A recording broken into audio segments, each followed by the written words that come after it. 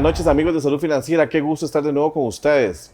Hoy un programa especial con un tema que se las trae y que a todos, absolutamente a todos nos compete, que son las deudas. La Oficina del Consumidor Financiero acaba de sacar 3 comunicados de una súper encuesta que hicieron sobre el nivel de endeudamiento de los ticos y hoy la vamos a analizar junto con ellos. Pero antes de eso y de empezar con Ernesto Solano, vamos a ir a una cápsula, unos anuncios comerciales y ya regresamos.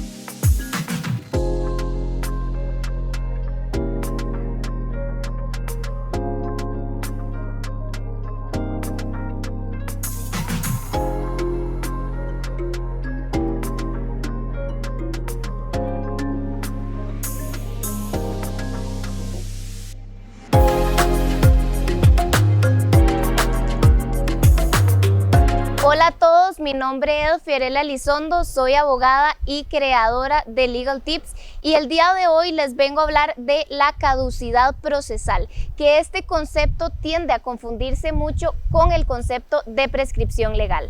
Ahora, el concepto de caducidad lo establece el Código Procesal Civil en el artículo número 57. ¿Y qué es la caducidad procesal? Significa que si la parte actora del proceso, llámese acreedor, llámese dueño de la propiedad o cualquier figura de actor procesal, no le ha dado impulso procesal, no ha modificado, no ha enviado escritos, no ha estado activo dentro del proceso por más de 6 meses, podrá entablar la parte demandada una caducidad procesal. ¿Y qué pasa? Esta caducidad procesal tendrá como consecuencia el fin del proceso anticipadamente.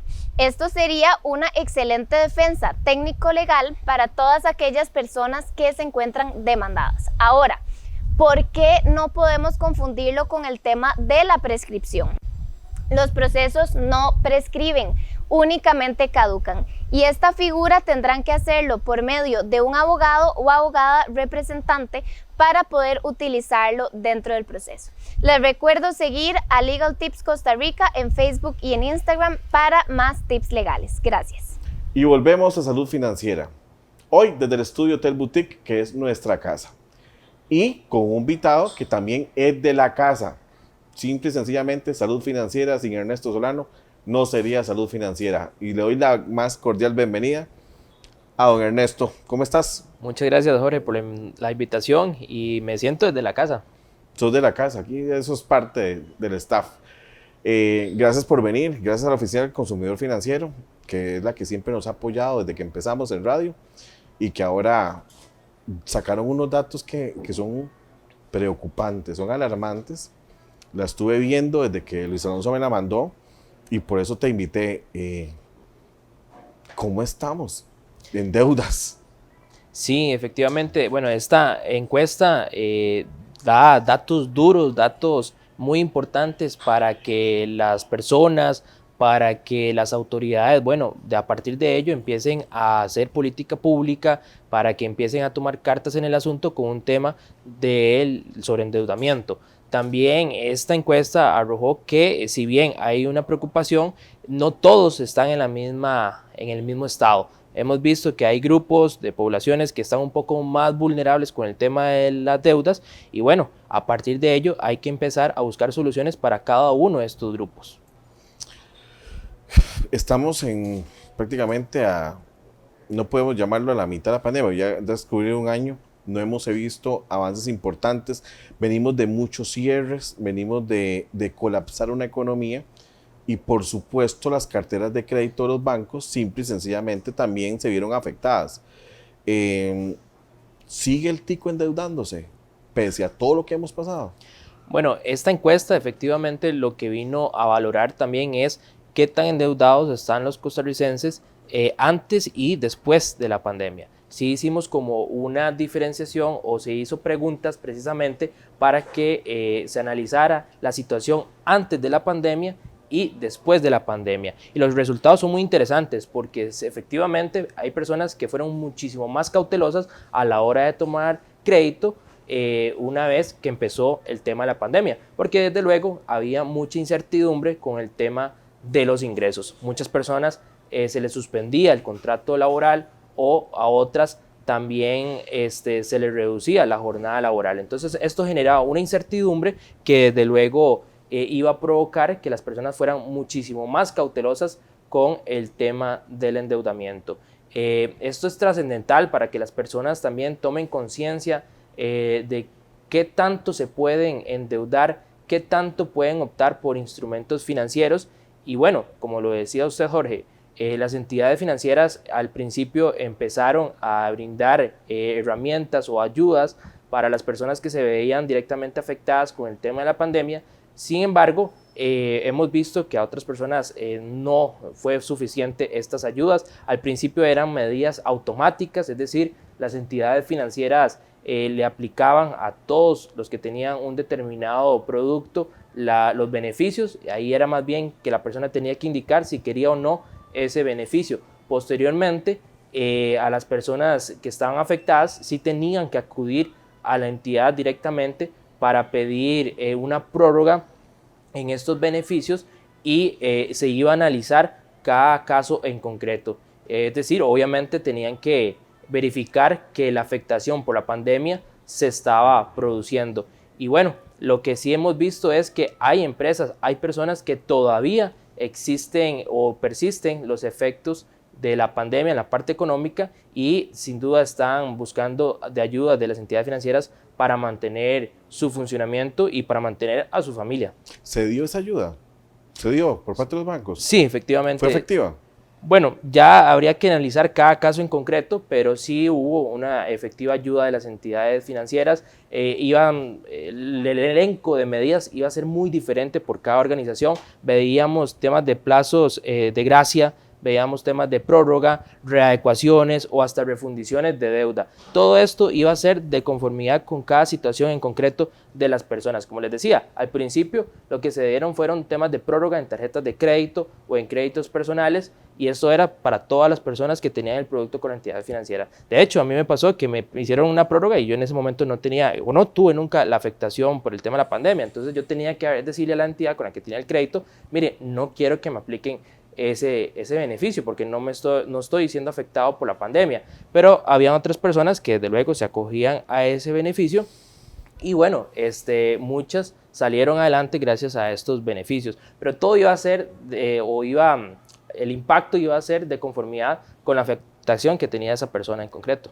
Hablaba con la licenciada Adriana Rojas un día de estos, de este mismo tema, y hay un dato que me preocupa, pero muchísimo, muchísimo. 850,000 cobros judiciales en este momento activos en los diferentes juzgados.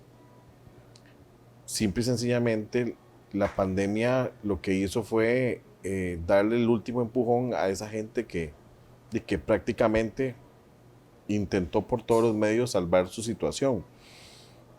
850,000 en una población activa laboral de 2 millones, póngale que 2 millones, 2.200.000 en total.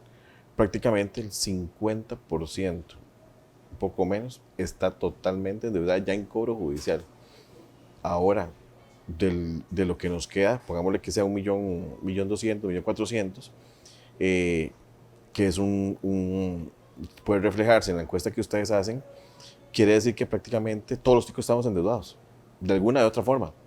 Sí, vieras que es interesante, Jorge, porque como le decía, esta encuesta lo que viene a decir es que sí, efectivamente hay un problema de endeudamiento, pero no todas las personas están endeudadas o sobreendeudadas. Y esto es algo que hay que ser tal vez muy enfáticos porque se tiene esa perspectiva de que todos los costarricenses están endeudados. Y esta encuesta viene como a hacer esa diferenciación de cuáles son los sectores más vulnerables o los que están un poco más perjudicados con el tema del endeudamiento. Y algo que me gustaría acotar relacionado con el tema de las medidas que brindaron las entidades financieras, eran que muchas personas tal vez no entendían los alcances de estos beneficios, además de que muchas entidades tampoco explicaban de manera adecuada y de manera suficiente, como lo indica la normativa, de cuáles eran las implicaciones, porque muchas personas lo que decían es, me acojo a la prórroga y dejo de pagar, y no pago intereses, no me pueden generar intereses, no, y es que sí se le iban a generar intereses, pero esos intereses se le iban a diluir tal vez en el plazo restante del crédito.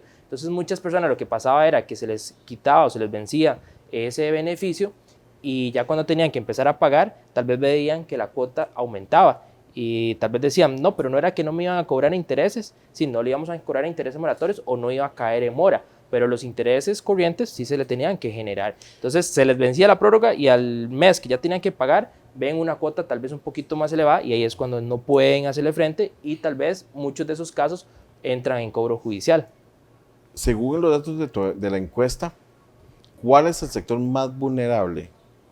O los más vulnerables, porque me imagino que son varios. Sí, es interesante porque esta encuesta hace esa diferenciación y al final, a grandes rasgos, los sectores más vulnerables sin duda son los de menor ingreso, también las mujeres que no tienen empleo, las personas que actualmente están desempleadas y las personas de la zona rural, es decir, las que están fuera del gran área metropolitana, tienen mayor endeudamiento, tienen menos posibilidad de acceso a los servicios financieros regulados y estas personas normalmente acuden a créditos de amigos o de familiares. Entonces esto sin duda alguna tiene como dos sentidos. Primero, que no se están llegando a cubrir a estos sectores vulnerables de la población porque tal vez los productos o los servicios financieros no están destinados a este sector y entonces desde ahí uno podría valorar que se debe crear algún tipo de política pública para poder llegarle a este sector que tal vez está un poco excluido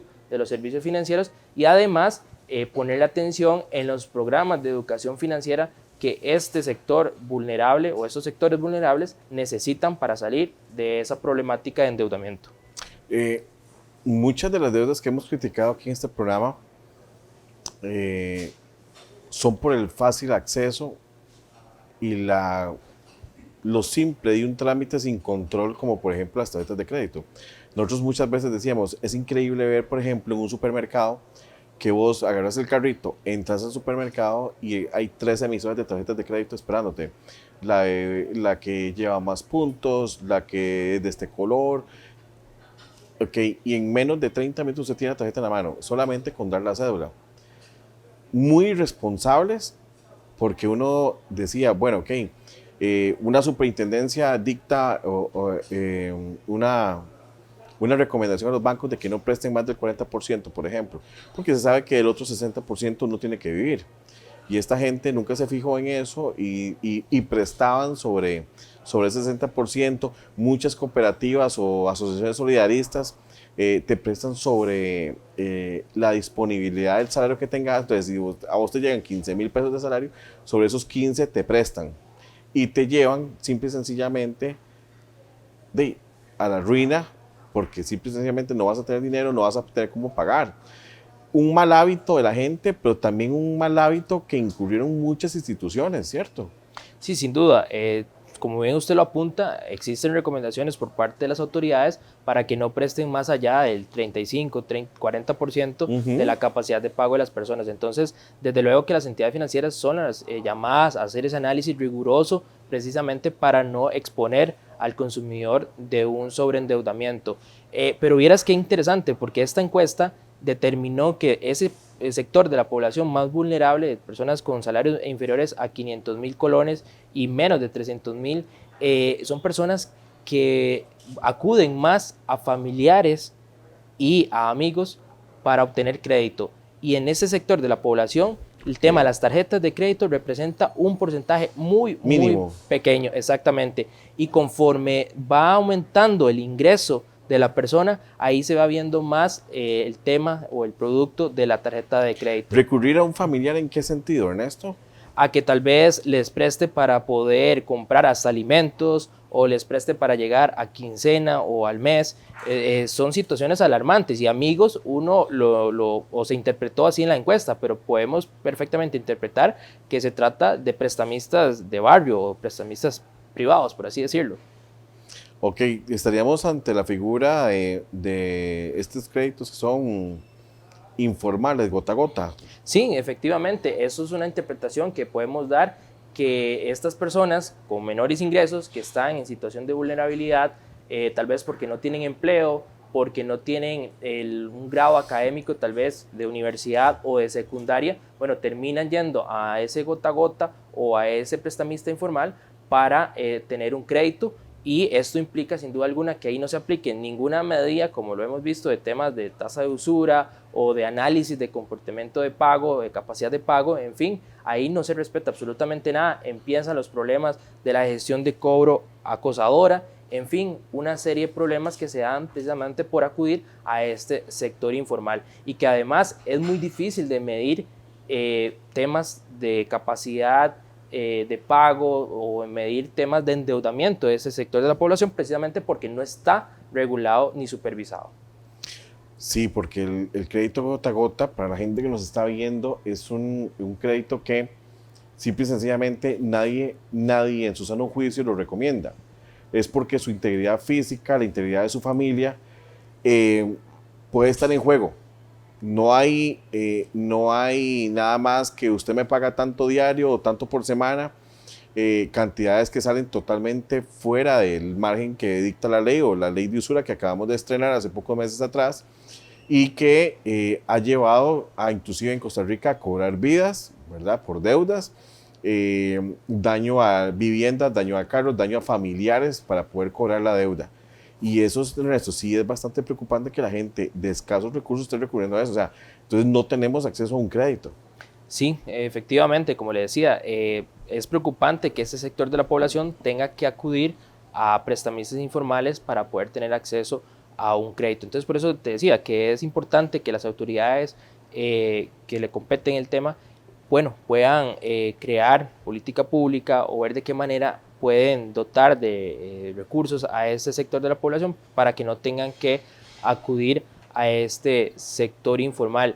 Y como le decía, es interesantísimo porque esas personas con menores ingresos, personas alejadas al área urbana, personas que no tienen tanta escolaridad, son los que están siendo más afectados en el tema tal vez del acceso a los créditos o al sistema formal y además del tema de endeudamiento.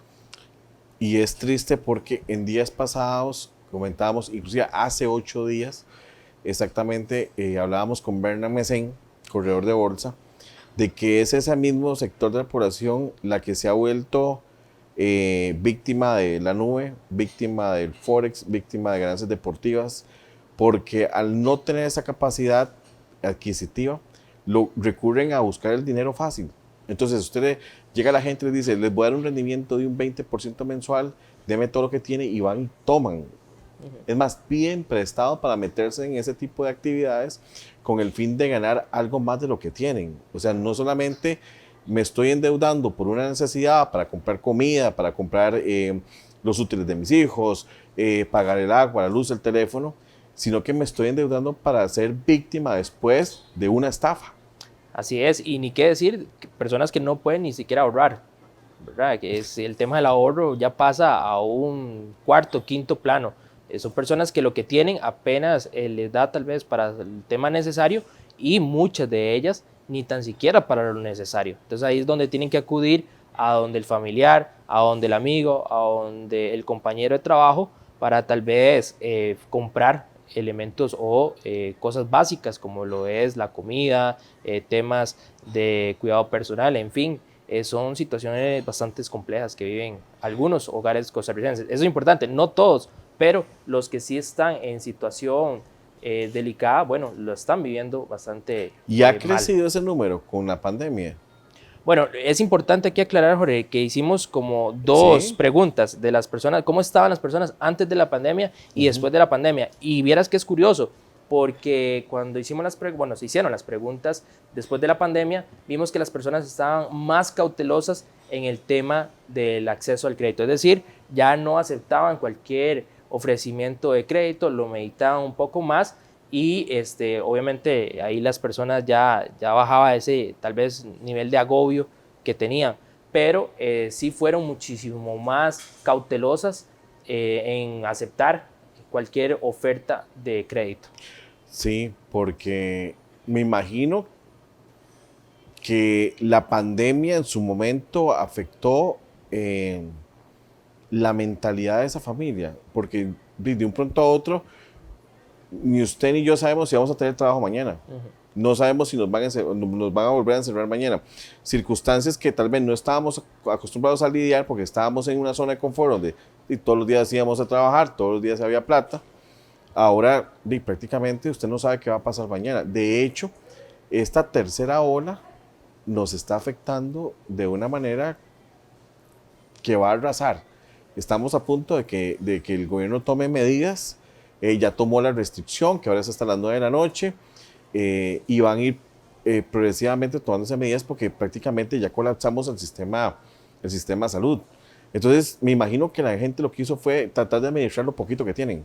Sí, efectivamente, como ya se lo apunta, es curioso porque en la oficina del consumidor financiero recibíamos testimonios de personas que decían, me había visto afectado con la reducción de la jornada laboral, sin embargo, vieras que me está quedando más dinero al final de quincena, y es porque han cambiado esos hábitos de consumo y bueno, les va quedando más dinero precisamente por ese temor de que mañana no voy a tener tal vez trabajo, y esto hace que sean un poquito más rigurosos con esa administración de los recursos. Entonces llegaban a final de mes y les sobraba un poco de dinero que por supuesto lo utilizaban como un ahorro no sé, para cubrir alguna eventualidad que salga.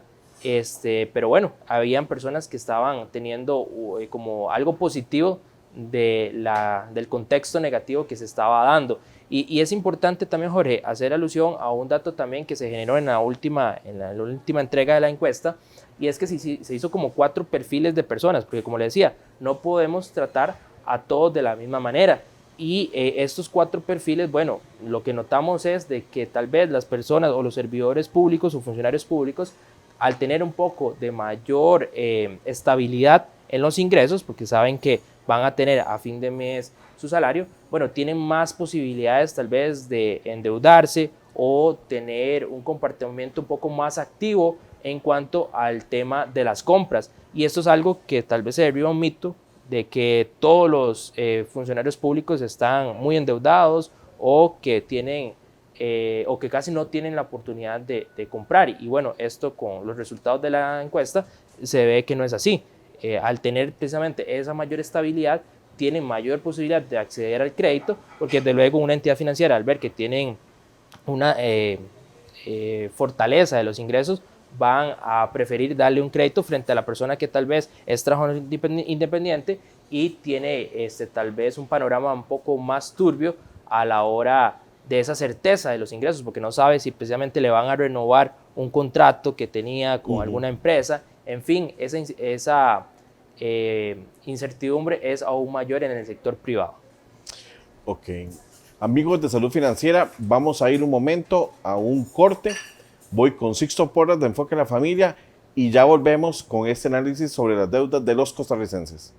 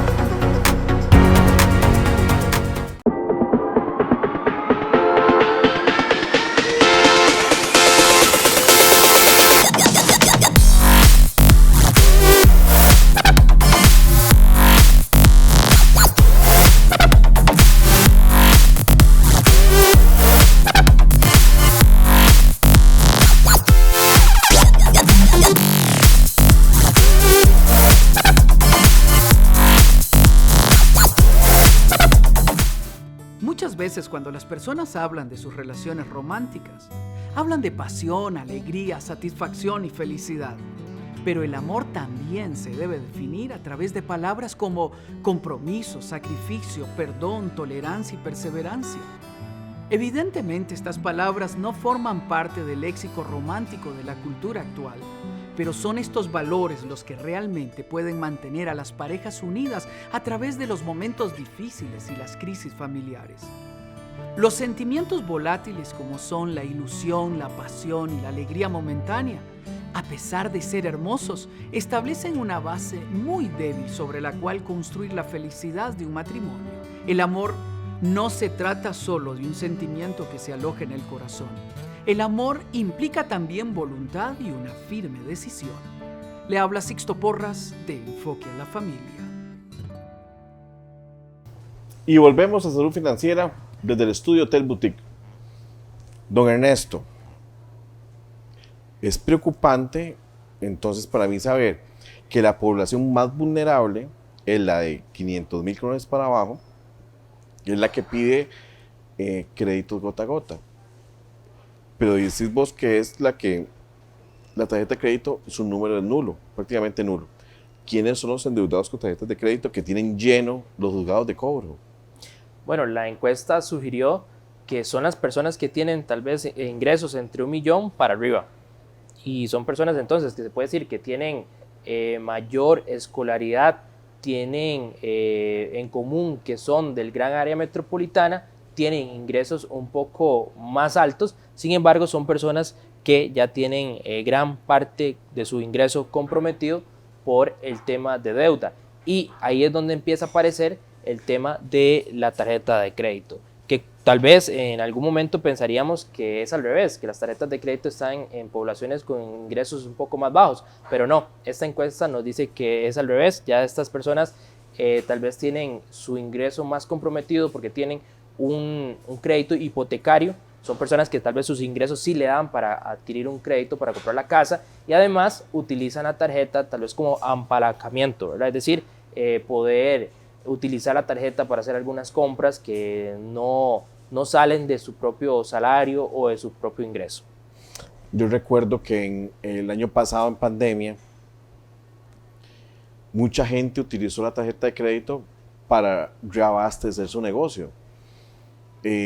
Recuerdo cosas muy tristes como gente que pasó la tarjeta en algún supermercado grande para llenar el restaurante para el Día del Padre y cerraron el Día del Padre y eso quedó ahí. Volvieron a hacer lo mismo para el Día de la Madre y cerraron el Día de la Madre. Y en esos dos intentos ya no hubo un tercer intento en Navidad y simple y sencillamente se acabó el negocio, se acabó la tarjeta. Mucha gente hizo eso y hoy está en un cobro judicial. ¿Los bancos han tomado algún tipo de medida, vos que estás en la Oficina de Consumidor Financiero, con respecto a ese tipo de gente? O sea, porque hablamos de reactivación económica, hablamos de volver a darles el empujón a esas personas para que vuelvan a abrir su negocio y que vuelvan a ser útiles en la economía, pero no sé, siento como que nos hemos quedado en buenas intenciones. Bueno, lo que hemos visto de adentro de la Oficina del Consumidor Financiero es que algunas entidades efectivamente están ayudando a las personas que todavía mantienen problemas económicos. Las soluciones, como les decía al principio, van a ser muy diferentes para cada caso. Sin embargo, hay casos muy puntuales que las entidades, como bien usted lo apunta, Jorge, bueno, van a preferir darle un arreglo a esa persona que tal vez ejecutar el vehículo o ejecutar la propiedad que dieron en garantía. Entonces, esto obviamente va a pasar por un tema de análisis de la situación en concreto de la persona o de la empresa. Hemos visto también casos en donde ya la empresa o la persona venía con problemas antes de la pandemia. En esos casos muy específicos es muy difícil que la entidad pueda otorgarle algún tipo de beneficio, pero bueno, si la persona puede lograr demostrar con documentos la afectación como consecuencia de la pandemia, téngalo por seguro que la entidad financiera lo va a ayudar. Y si tiene algún tipo de traba, la Oficina del Consumidor Financiero, en caso de que esa entidad esté afiliada, le puede ayudar a gestionar esa solicitud. Pero es importante, Jorge, que las personas también tengan en cuenta que no es simplemente decir, tengo una afectación, que lo hemos visto, no, también hay que demostrar esa afectación.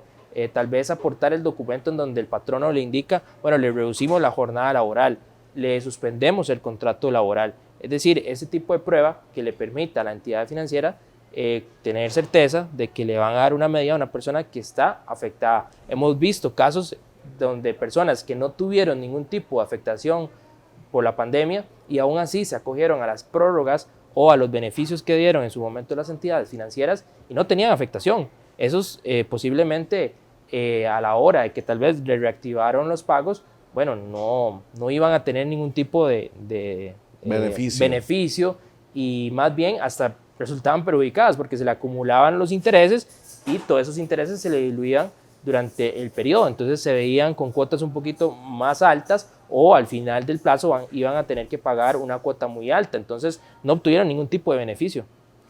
Sí, pues es un panorama muy triste. Vamos para estamos en una tercera ola, vamos para nuevas medidas y muy probablemente, o sea, yo no puedo asegurar nada, pues no tenemos en estos momentos certeza que lo vayan a hacer, pero uno dice que sería lo más lógico a la hora de tener nuestro sistema de salud completamente colapsado, que vayan a haber nuevos cierres. Entonces la lógica me indica eso.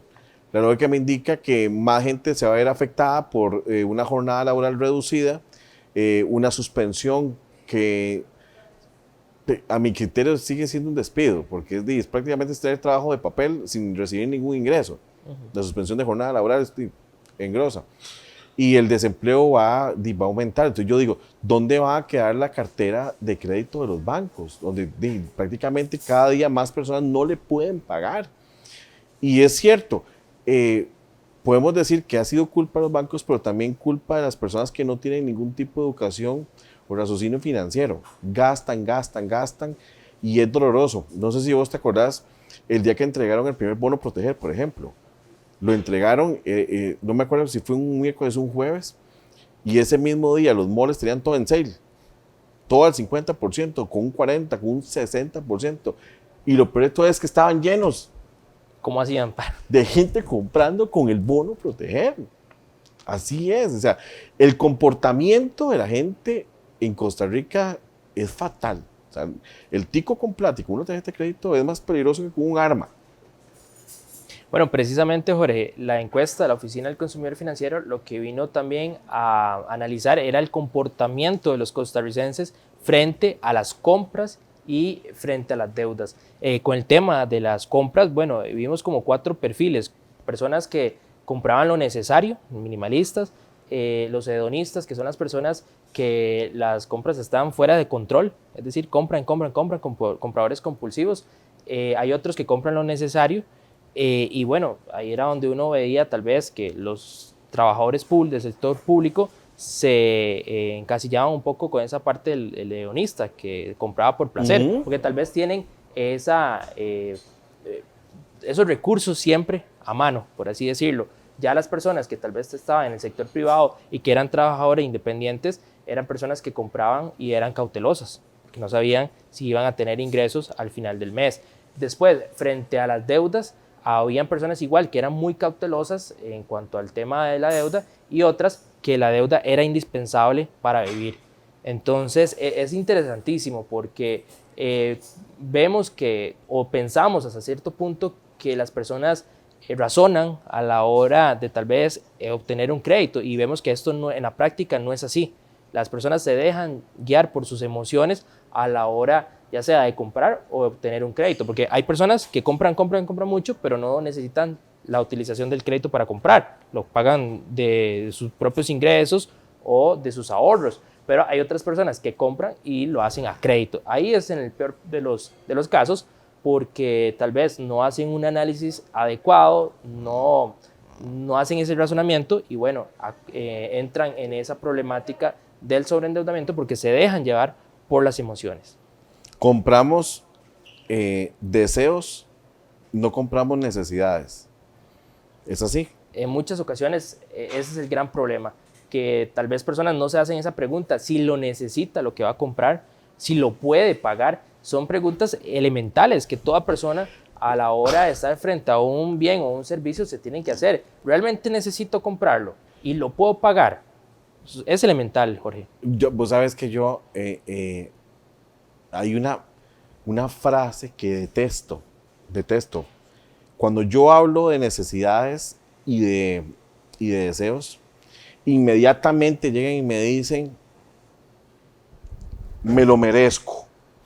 Cuando a mí me dicen, me lo merezco, te lo juro que tiemblo y ya ahí me descompongo. Eso es la justificante número 1 para ir a comprar cualquier cosa que usted se topó. Ropa, zapatos, juguetes, lo que sea. No, Jorge, es que sinceramente he pasado una semana muy dura y yo siento que me lo merezco. Sentí amor por eso. Me lo merezco aunque no tenga ingresos con qué pagarlo. Y tarjetazo. El problema, ¿sabe cuál es el problema del tico? El tico dice, pago después. No lo pago en mini cuotas. No, es sin interés. Tranquilo, la deuda está controlada. La tarjeta hay que darle un buen uso a la tarjeta. 45 días para pagar. Lo que la gente no sabe es que si usted saca un crédito en mini cuotas o la bendita tasa cero, si usted no paga el día que es, al día siguiente usted convirtió eso en una deuda normal de tarjeta de crédito y ahí sí un 34, un 38% de interés sobre el saldo que usted aplique. Por supuesto. La gente tiene la costumbre de decir, no, ya pagué. ¿Y qué pagaste? ¿El mínimo? No, disculpe, usted no pagó. Usted lo que hizo fue pagar una cuota para mantener la tarjeta viva. Nada más para que pueda usarse. En ningún momento le puso un colón a su deuda. Entonces el tico, no sé si la encuesta lo reflejó así o no, ustedes tienen algo más que ese conocimiento. El tico llega y trata de justificarse a la hora de hacer la compra. Con lo mismo que te acabo de decir, me lo merezco, voy a pagos, no lleva intereses y aún así sigue aplicando. Entonces, el tico tiene el tico sabe que está, como decimos los ticos, metiendo las patas, pero trata de justificar ese error.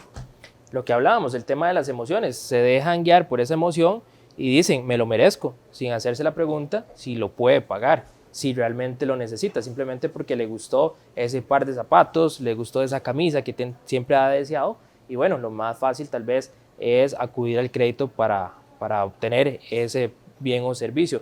Y algo elemental, Jorge, es que las personas también tienen que educarse financieramente. Programas como estos o todos los que vemos a lo largo y ancho del país es crucial para que precisamente las personas se eduquen y tomen mejores decisiones, porque al final de cuentas son eso, tomar mejores decisiones.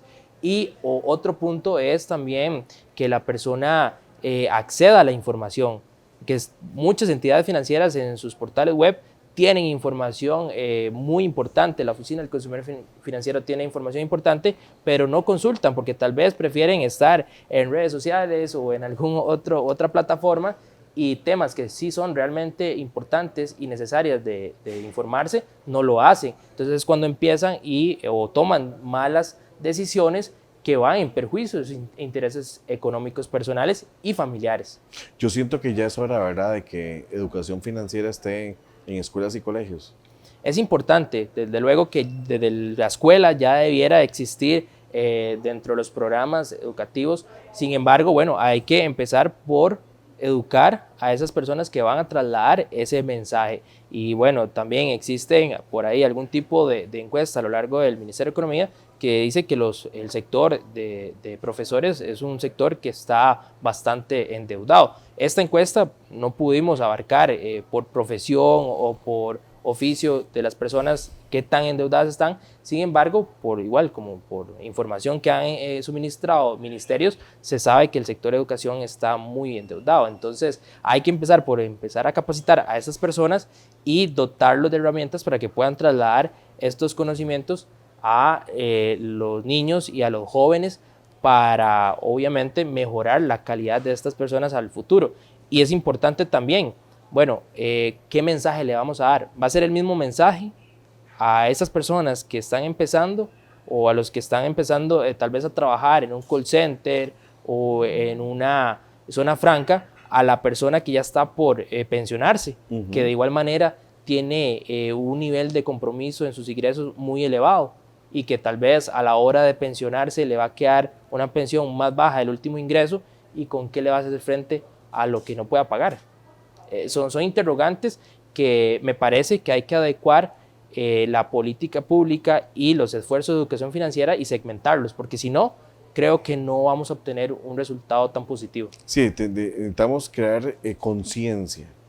Yo creo que ya la pandemia nos ha dejado más enseñanzas buenas que malas.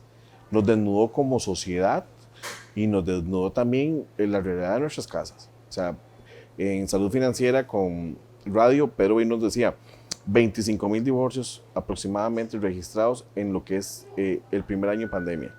Nos dejó ver que la cantidad de divorcios, la gran mayoría son por problemas financieros. Llegaron los problemas financieros a la casa.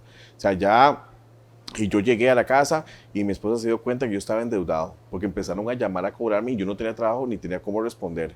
Ya me di cuenta que mi esposa tenía una tarjeta de crédito que no me había dicho y que todo se manejaba así y ya entrábamos en el tema de la infidelidad financiera.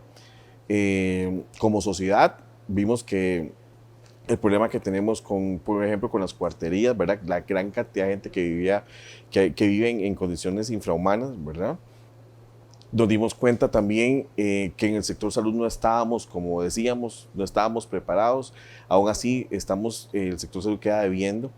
Y también nos arroja datos importantes que son, no solo los maestros y los profesores están endeudados, el Poder Judicial, los funcionarios de la Casa de Seguro Social, instituciones que tienen casas de préstamo, ellas mismas adentro, que prestaron irresponsablemente no sobre capacidad de pago, sino sobre disponible y llevaron a sus mismos empleados a una condición donde ya no pueden llegar a un banco a refinanciar. Y es un problema que tenemos muy grande, porque conforme avance esta pandemia, la pandemia económica también va a ir creciendo y nos vamos a seguir dando cuenta de crudas realidades. Y el banco, ¿qué te dice? Si usted no tiene disponible, no puedo ayudarte, no puedo hacerte una refundición con esas condiciones.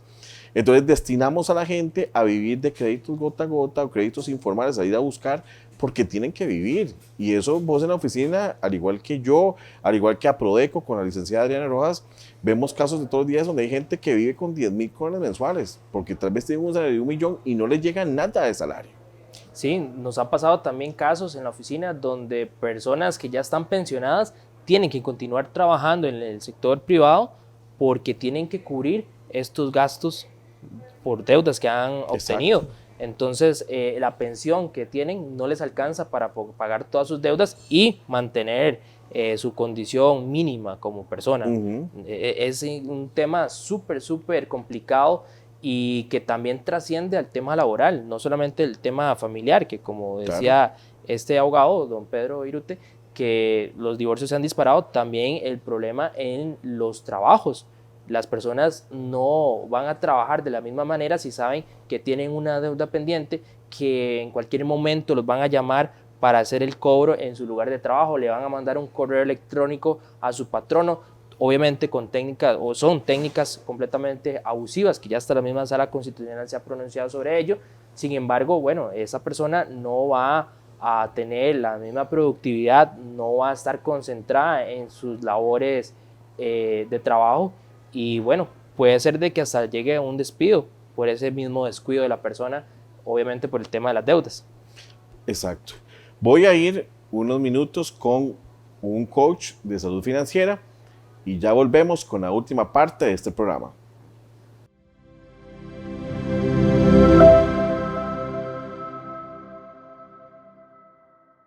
Hola, ¿qué tal? Bienvenidos a una cápsula en Salud Financiera con Jorge Benavides. Mi nombre es Alan Loría, soy entrenador en habilidades sociales y hoy quiero contarte o compartirte un concepto que se llama Ikigai.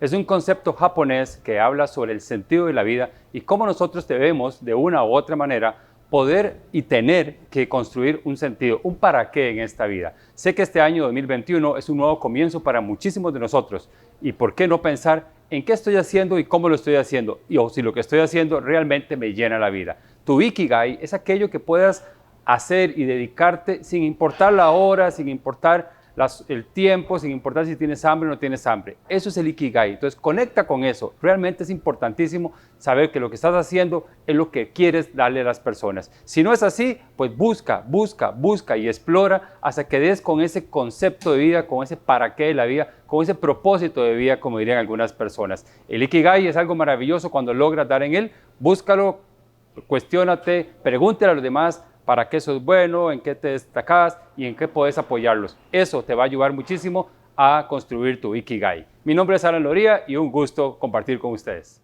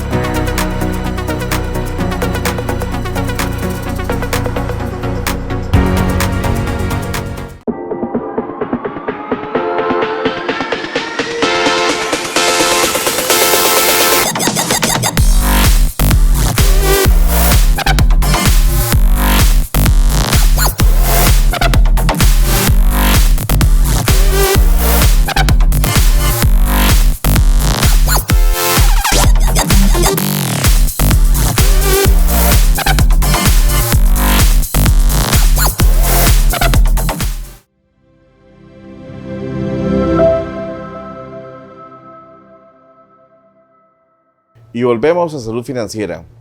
Don Ernesto, tengo 3 minutos para que usted, a los televidentes, les dé varias recomendaciones de cómo sobrellevar una deuda. Bueno, Jorge, es importante que las personas tomen conciencia, es una palabra que usted utilizó ahora y me parece que es crucial, que todas las personas debieran de tenerla siempre presente y es tomar conciencia de las decisiones que se toman. Sin duda, el tema del endeudamiento y sobreendeudamiento pasa por un tema de las entidades financieras y de las personas. Lo cierto es de que las personas deben de tomar conciencia de hasta dónde se pueden endeudar. Si la entidad financiera no realizó su análisis respectivo o no fue tan riguroso con el tema del análisis, bueno, yo como persona soy la llamada a decir, bueno, no me puedo endeudar más allá de este monto porque tengo que pagar la educación de mis hijos, tengo que pagar las necesidades básicas de mi hogar, en fin, no puedo ir más allá. Sabemos que esto es una problemática de los hogares costarricenses, donde tal vez los ingresos no están dando y por ende tienen que acudir al tema de las deudas. Sin embargo, tiene que haber un esfuerzo de las autoridades administrativas, autoridades financieras, como lo es tal vez el CONACYT, Banco Central, la SUGEF, en fin, todas esas autoridades que pueden generar política pública para enfocar programas de educación financiera y dotarle de herramientas a las personas para que puedan tomar mejores decisiones, decisiones informadas, que puedan hacer esa valoración de si puedo pagar, analizar cuáles son las mejores condiciones que se ajusten a su condición económica personal y del hogar. Entonces, Jorge, sí es importante tener presente que la estabilidad financiera pasa por un tema muy personal y que desde luego se necesita en muchas ocasiones de una ayuda de un tercero para orientar, para guiar las decisiones que la persona vaya a tomar para un futuro. Eso, gracias por estar conmigo el día de hoy. De verdad. A usted, muchas gracias por la invitación y bueno, esperando una próxima. Amigos de Salud Financiera, espero que tengan una semana llena de éxitos. Espero que usted pueda crear conciencia con este tipo de programas y decir no más. ¿Se puede vivir ahorrando? Sí. La deuda usted no la puede tomar como un estilo de vida, jamás, porque lo va a llevar a la ruina. Que pasen una muy feliz noche. Nos vemos de hoy en 8 al ser las 8 de la noche. Hasta luego.